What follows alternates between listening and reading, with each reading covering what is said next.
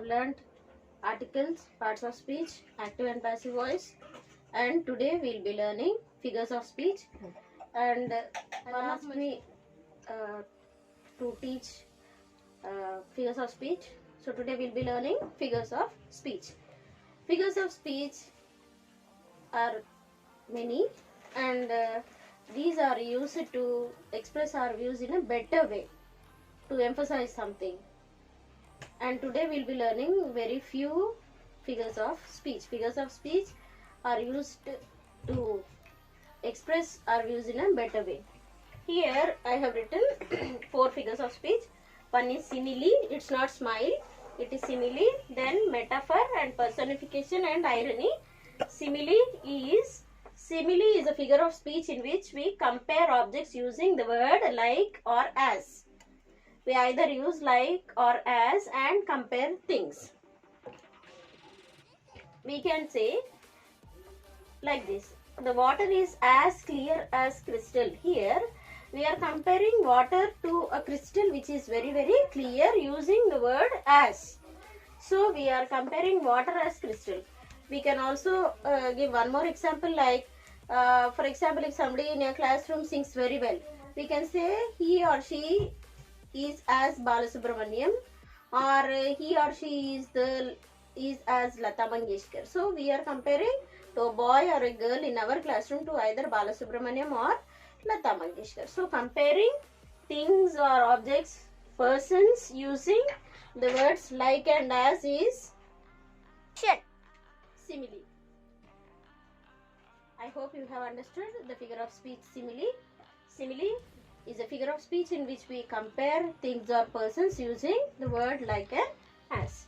Now, the second figure of speech is metaphor. Metaphor is comparing things, objects or people without using the word like and as. Without using, for example, we can say Jhansi Lakshmi Bai fought. Jhansi Lakshmi Bai was a lion in the battlefield.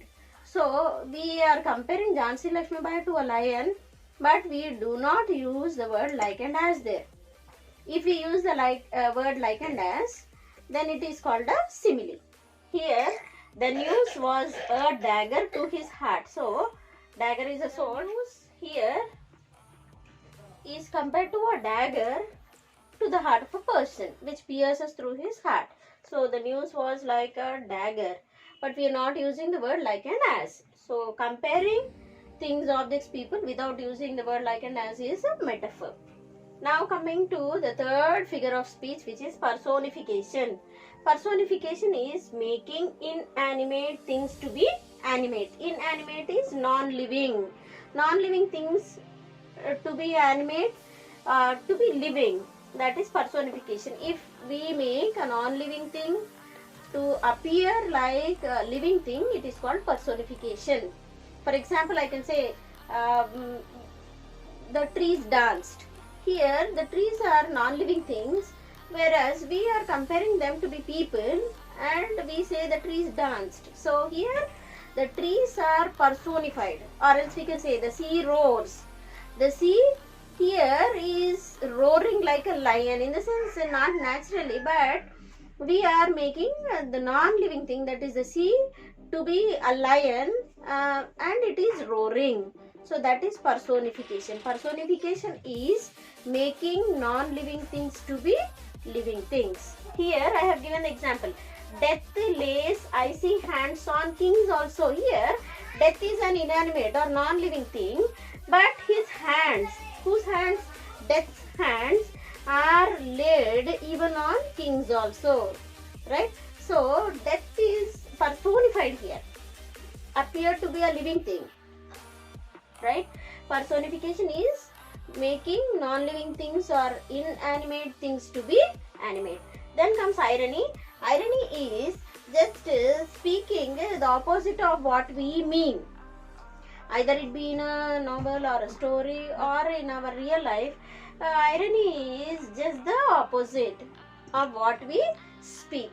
For example, we can take a very good poem of Shakespeare, Julius Caesar, and it is one of his greatest tragedies.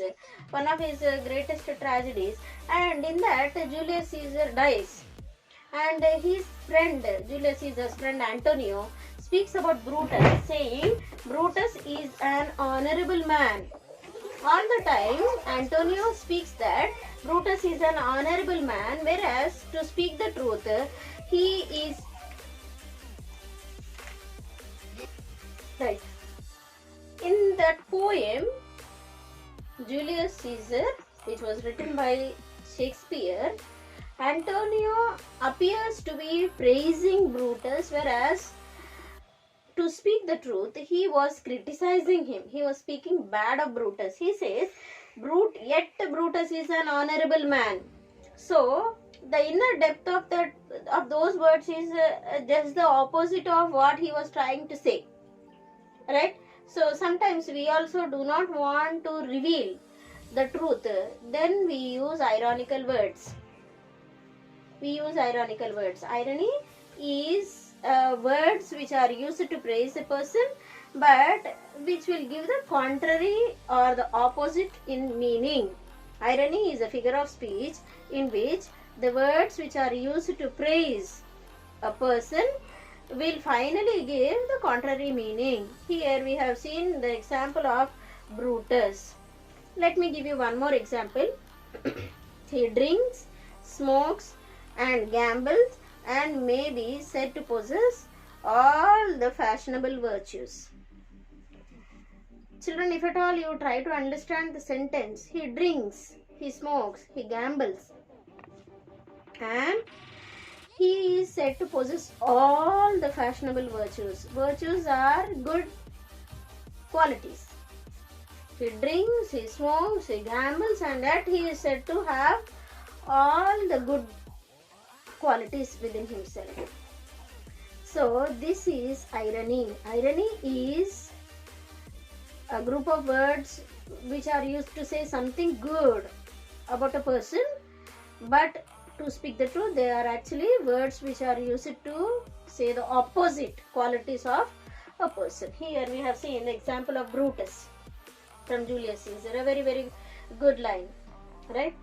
So we have learned, now we have learned 4 figures of speech. One is simile, metaphor, personification, and we'll continue the figures of speech.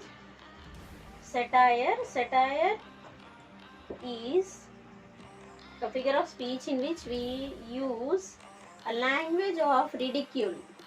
In a sense, we want to express our criticism, and thereby we tell it indirectly, and a language of ridicule is used throughout the story or an essay.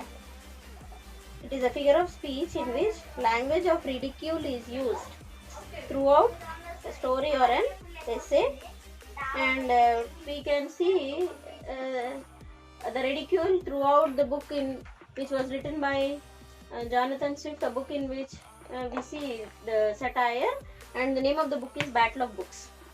Battle of Books is a book which is written by Jonathan Swift, and in this book we see there is a battle or a conflict between the older poets and the younger poets, the modern poets, right?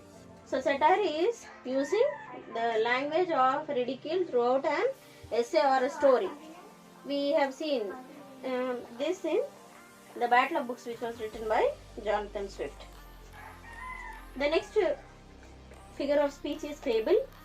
Fable is a story in which animals and lifeless objects are made to speak.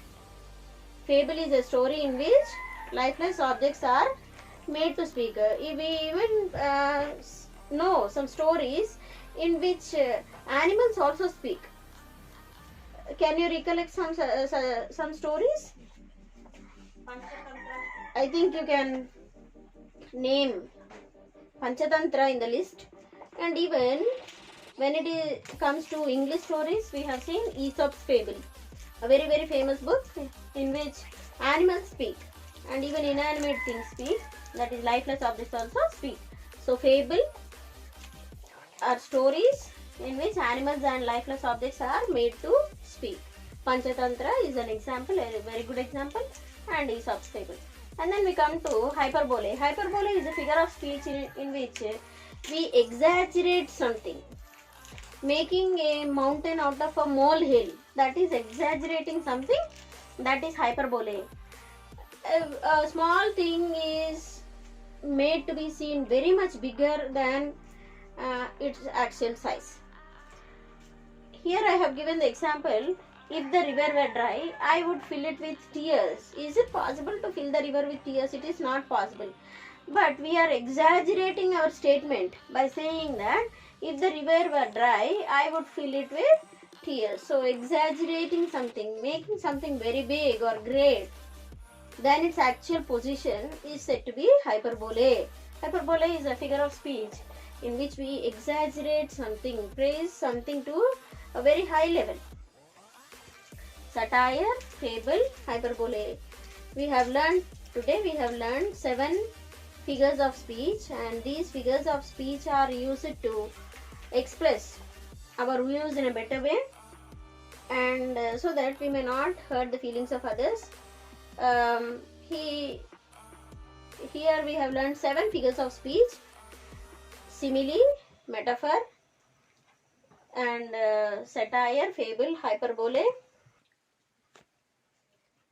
irony, and personification also. So we have learned 7 figures of speech today, that is simile, metaphor, personification, irony, satire, fable, and hyperbole.